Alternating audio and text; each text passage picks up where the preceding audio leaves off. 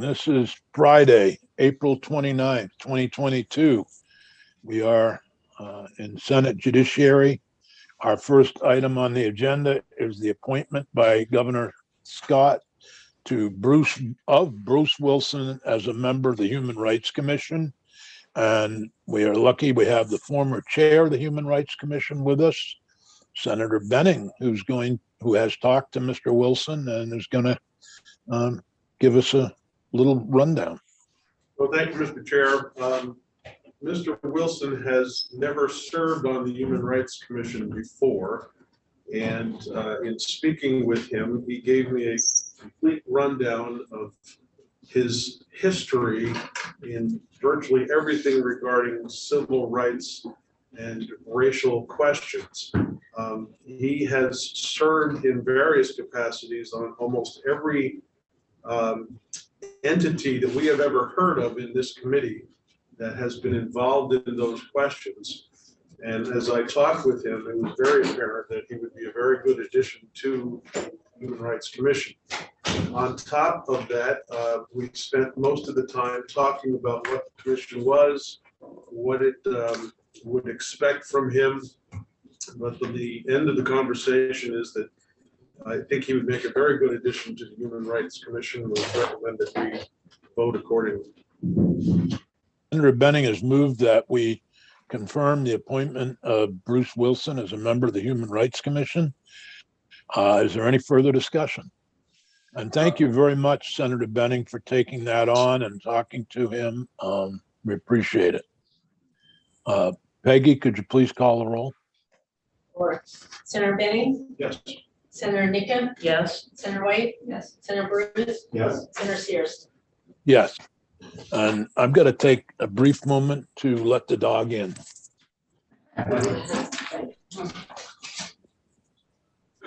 Well, Senator Nitka is here. I understand she was carving up the dance floor.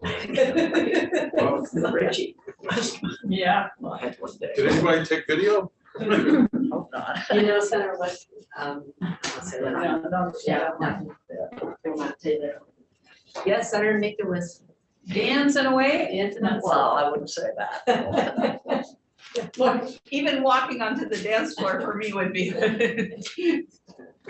So if you did one dance, that was pretty good.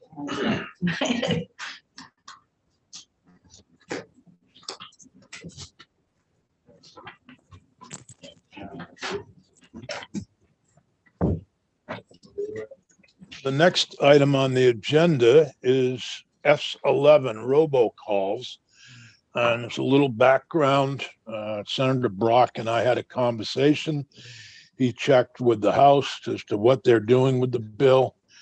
And they have decided to not move forward with robocalls, but instead take S11 and turn it into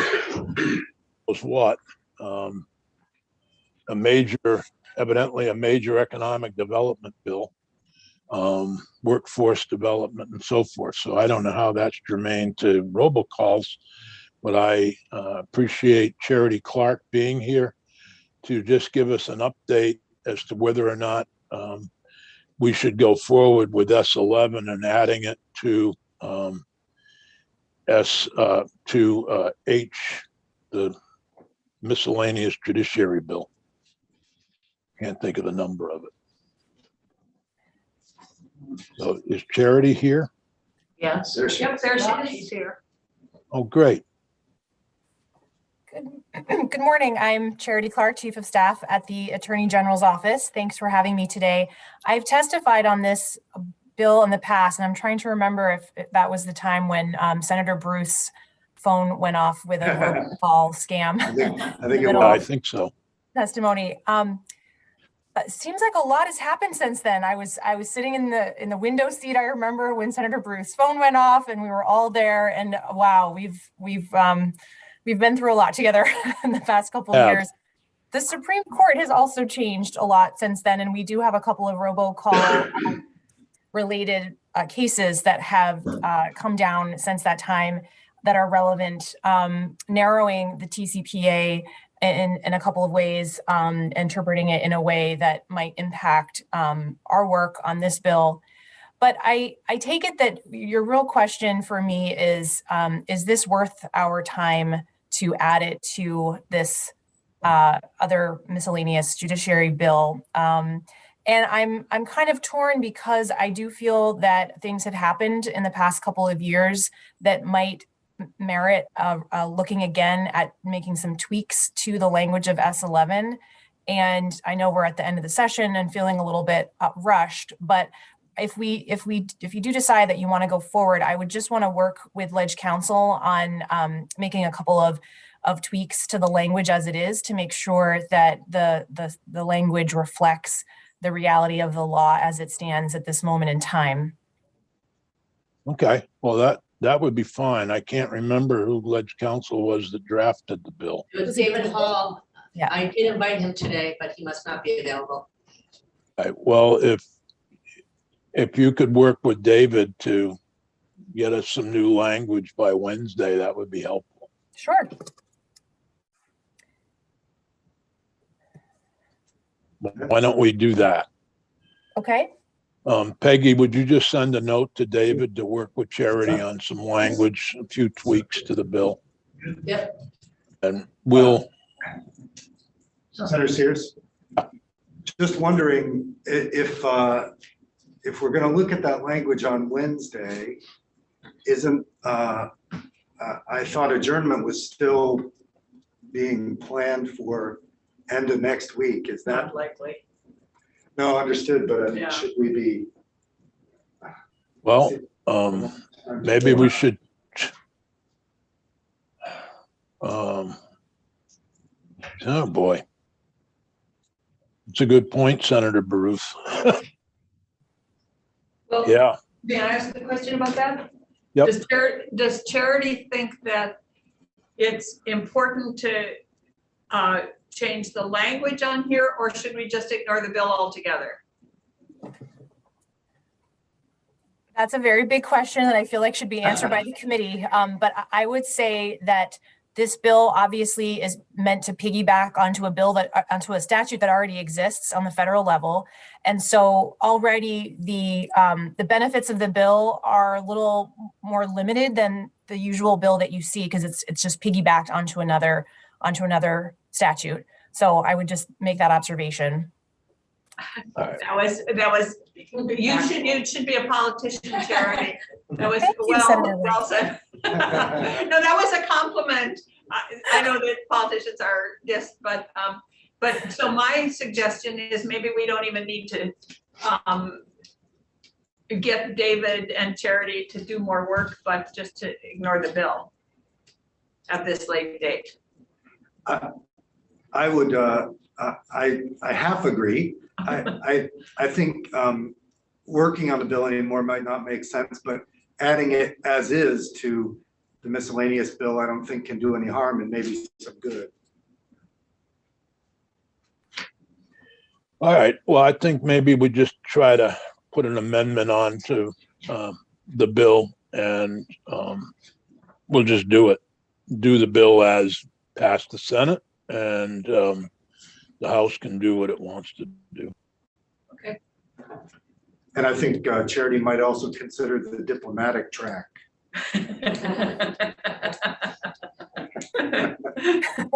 Thank you, Senator.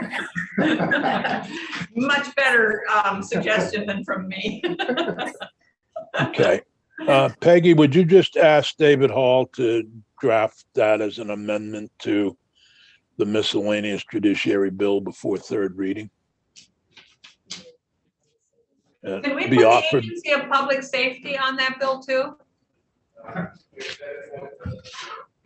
Yes, it will be. You've got the amendment. Did you No, turn it no, in? I mean the whole agency. Yeah, you could. The House is gonna take it up. I'm going to leave that to you, Senator White. I'm not going to, if you want to do that before third reading of the miscellaneous judiciary bill, feel free. Probably. What's the number? I don't know enough about that. I'd rather have your committee do that. I know we went through that bill in appropriations, so, but I really leave that up to your committee. I hadn't even thought of that, the whole thing. But we're putting everything else on there. On where? Miscellaneous judiciary. Oh, so, yeah. He's the one that doesn't. Oh, Eric, you would be doing that, Yeah. putting this bill on that as an amendment. That's not David Hall apparently, Senator Steers? Because What, Eric- who isn't? Robocalls, but you're jumping ahead of me. I'm sorry. No, I'm Now, just talking about, Eric is here and he did 729.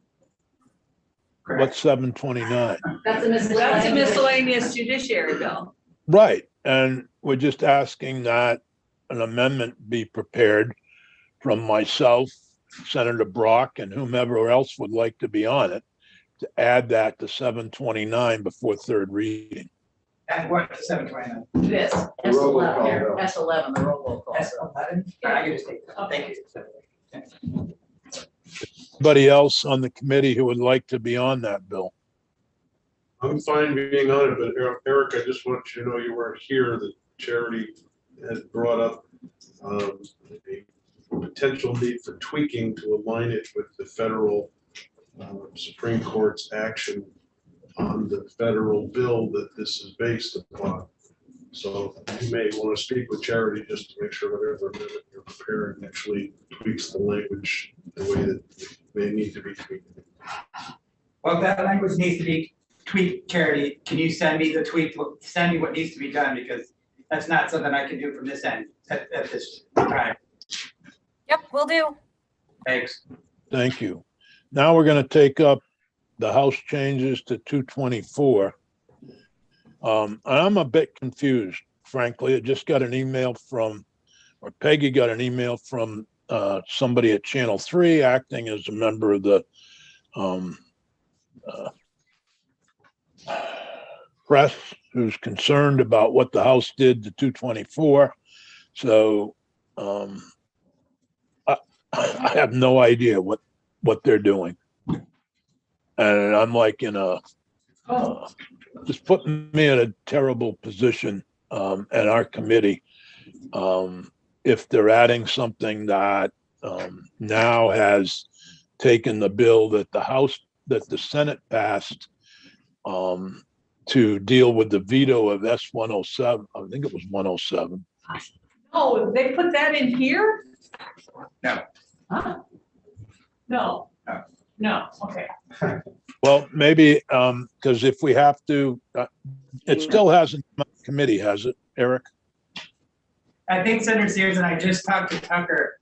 I think what's going on, because the House did not make many changes to S-224, and they certainly didn't change anything substantively to what you did on the juvenile piece. The only things they really did of any substance were they added a couple of sections on unrelated topics. I think what's going on with the email that you got from CAX is similar to what Jay Johnson is testifying to, which I understood. She testified yesterday in House GovOps that the governor was going to veto 175 unless he gets what he wants in 224. That's what she said. Oh, I am So, I I'm don't know. sorry, we're online, but we put the governor's language in 175. I get that, and I don't know between the two bills, but what he was saying, according to Tucker, was that he would veto 175 unless he gets what he wants in 224. So I don't know. And what is that? It's a good question. It's exactly what I asked Tucker. Well, what did she want? What did she say? She said she didn't say. So maybe that goes back to earlier Senator's years. Remember he wanted, and I'm just speculating, but I think he wanted, remember, to add crimes to the Big 12. He wanted to limit, because I think, I don't know, again, I know just enough to make it worse probably, but and Senator White, I'm sure, knows far more about 175 than I. But I think it makes some decisions about confidentiality of arrest records of juveniles. Does that have anything to do with it? Yes, and he didn't veto 107 which was the original bill, because of the confidentiality issues. He vetoed it because the language in there was not consistent with raise the age. And so when we passed 175, the language was worked out between Marshall and Tucker and Jay Johnson and whoever else was there. And so it made it clear that this confidentiality provision followed the raise the age. So right now, because they were concerned that it made it, that it immediately said you couldn't release information on the arrest of a 19-year-old, which Okay. wasn't true. So they synced it up. And what I had understood from Jay Johnson was that they weren't going to support 175 unless the same language was consistent in 224 following the raise the age. So it had nothing to do with the confidentiality, but, and I don't know where the raise the age Yeah, I don't is know. in 224. I don't know where that is, but that was my understanding, that they All right, wanted well, the same this language is- in 224. All right, I'm gonna say something here that probably get me in trouble, but that if this is between the House and the governor on 224, if 224 dies or he vetoes it, then raise the age takes place for 19-year-olds on July 1st. And that's fine by me. 175. We were trying to accommodate I was in Belmont. administration in 224, which we did by pausing for a year, raise the age for 19-year-olds. So at a point where I'm confused. I was hoping that just Jennifer, Micah from DCF and Marshall Paul could help us understand the changes and whether we should support the changes in 224. And I think we'll go in that direction and not worry about it until next week. And we'll meet again on Wednesday morning and go over any further changes that they make to 224.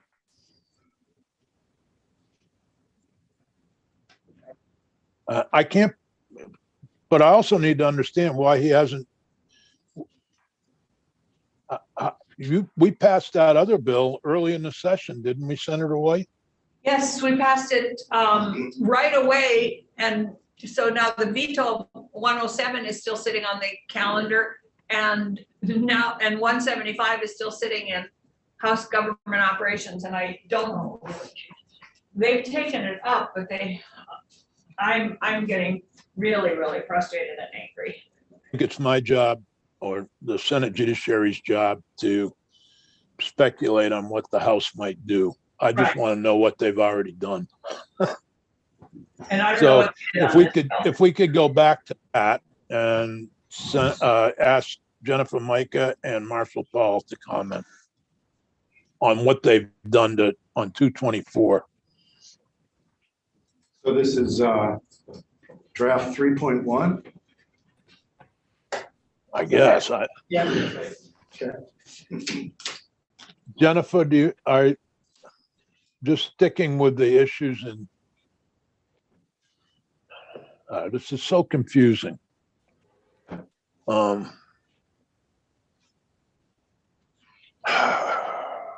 don't know how we get into this. All right.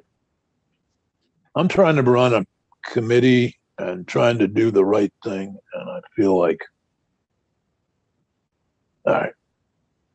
Eric Fitzpatrick, draft 3.1. Jennifer, if you want to go first. Sure. Jennifer Micah for Vermont DCF. I'm general counsel. I think that I got an email from Peggy that there were 3 things specifically you wanted me to address. If I remember correctly, one of them was the clinically indicated language that was added for the psychosexual evaluation. The reason that was included is because there are psychosexuals that are not appropriate for certain youth, and that allows the professional clinician to make that decision. And if that is questioned, the clinician can be brought in to explain why they might have chosen not to do that. That was something that was agreed by the JJ stakeholders group.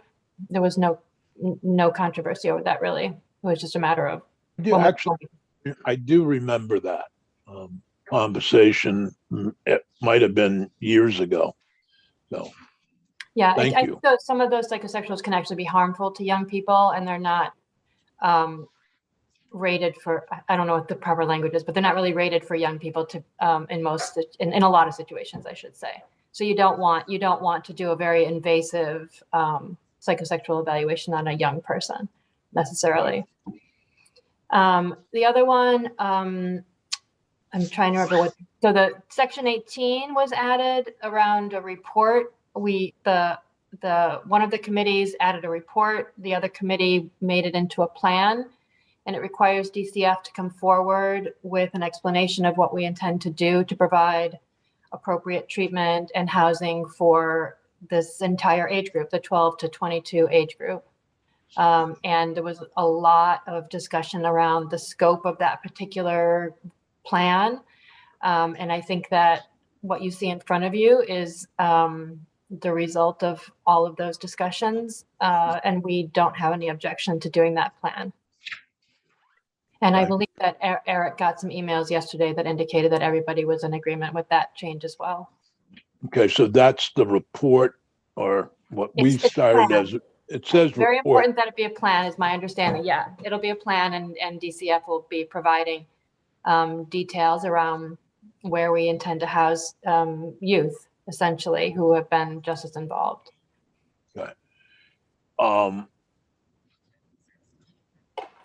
And so I just saw an email to Senator Benning from people in Newberry concerned.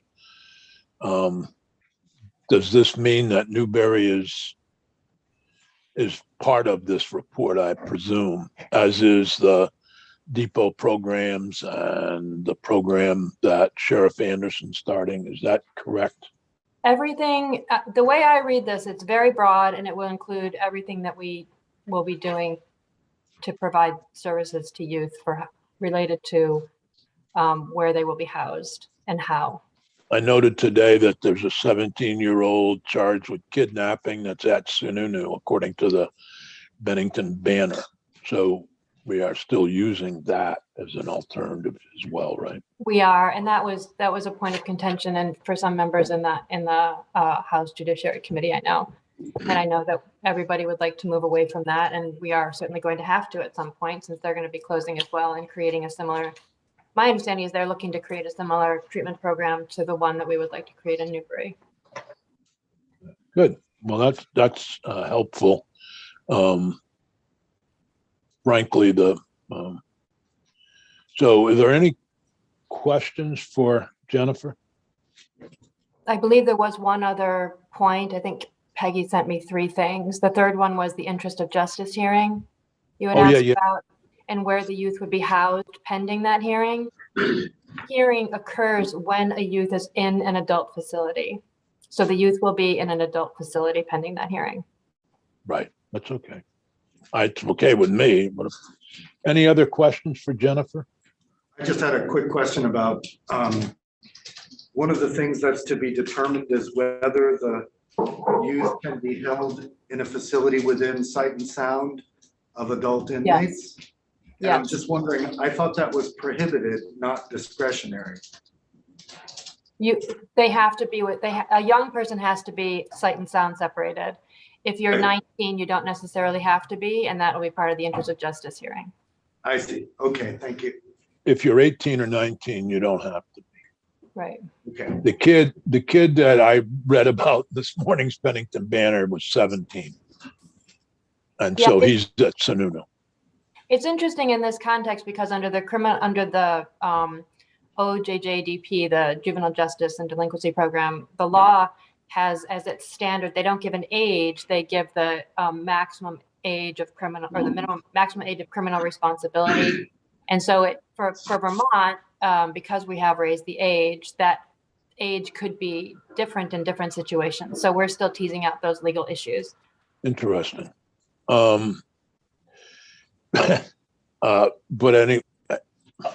so going back to the press issue, I don't know what they're concerned about, because they have the information that this kid is at Sununu and it's public because he's charged as an adult for kidnapping and attempt.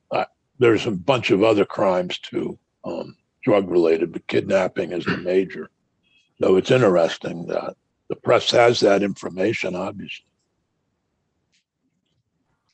I don't think the governor's concern is about the confidentiality of the information. I think it's more related to the raise the age issue itself, and I just sent a note to the chair of GovOps to ask, because I think they have passed 175, and just to ask her if they've heard from the governor any relationship to S-224 or 244 or whatever it is. Is it Is Marshall? Oh, I was gonna ask, is it 175 or 174 that you're looking at? 175. They have said that they will veto that unless they get what they want in 224. But we don't know what that is. I can see if I can find out. I appreciate that.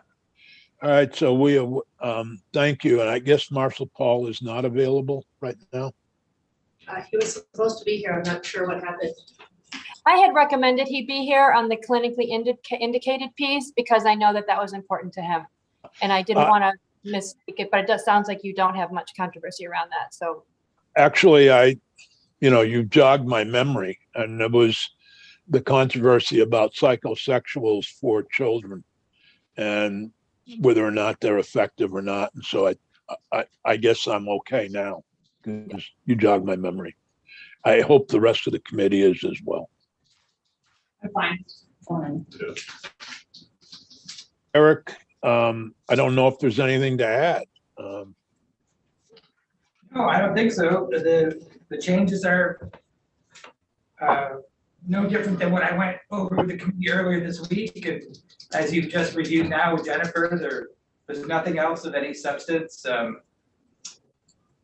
As to what it is that's concerning in this bill to the governor, I'm not really sure. That's something I guess we just have to try and figure out or wait till we're told. I don't know. Are they going to vote it out before the session ends? Pardon me? Are they going to vote it out before the session ends? Well, they voted it yesterday. Oh, they You did? mean 224? Yeah. Yeah, they voted it yesterday. Well, they still had to get proofed and edited, so it's not on the calendar yet, but they did vote it. And so I'm gonna give them the clean copy later this morning. Okay. So I don't know what the again, it could go back to earlier discussions that you had about, how long the pause was supposed to be, or whether the Big 12 should be expanded, or I don't know what it is that's causing that concern. I haven't heard, but if I hear, I'll let you know. Okay, well, we're going to schedule, so assuming that it's not even on their calendar yet, it gets voted out on next Wednesday if they don't advance their calendar with a token session on Monday. It would get voted on next Tuesday or Wednesday, so I think we'd be safe in scheduling a meeting next Wednesday morning to go over any changes that take place, if any. I mean, if there's no changes from what we're seeing in draft 3.1, I think the committee is, unless I don't want to speak for everybody, but I think we're okay with those changes. But also, I'd like to find out from WCAX what their exact objection is.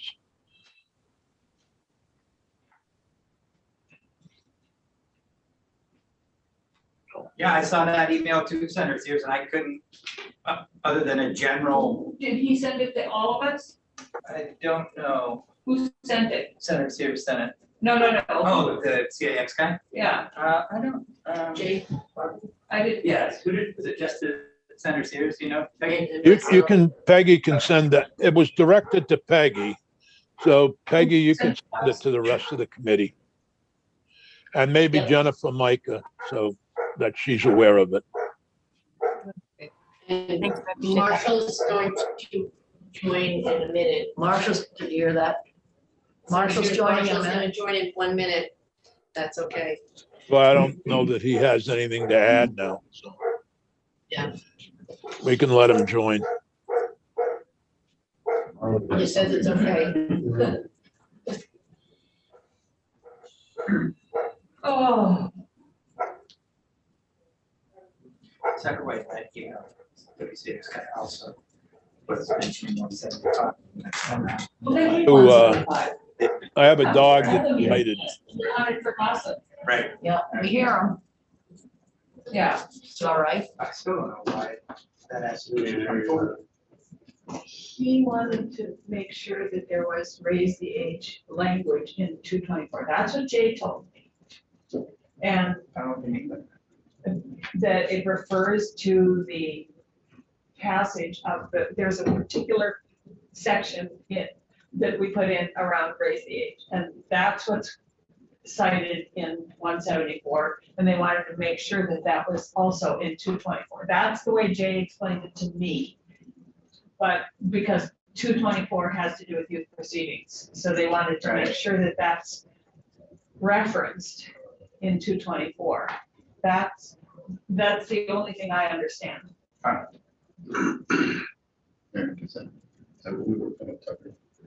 Yeah. 220, I mean 174, 175. Specific language. Yeah, Yes, but yeah. there's no place to put that. 24. I- There's no place that would go. I know, so I don't know. Yeah. We're allowed to retreat this one. Yeah. Yep. Philip, Dick went to take care of Marley. I don't see Marshall in this room. Let's see. Maybe, Peggy, you want to pause the YouTube? Sure. We're just going to take a momentary break until we have Marshall Paul and